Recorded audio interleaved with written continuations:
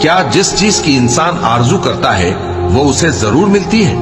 سو آخرت اور دنیا تو اللہ ہی کے ہاتھ میں ہے، اور آسمانوں میں بہت سے فرشتے ہیں جن کی سفارش کچھ بھی فائدہ نہیں دیتی مگر اس وقت کہ اللہ جس کے لیے چاہے اجازت بخشے اور سفارش پسند بھی کرے۔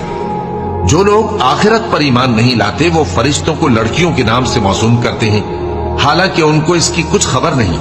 وہ صرف خیال و گمان پر چلتے ہیں، جبکہ خیال و گمان حق کے مقابلے میں کچھ کام نہیں آتا۔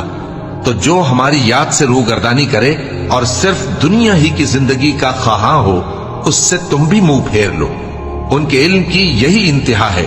تمہارا پروردگار اس کو بھی خوب جانتا ہے جو اس کے رستے سے بھٹک گیا، اور اس سے بھی خوب واقف ہے جو رستے پر چلا۔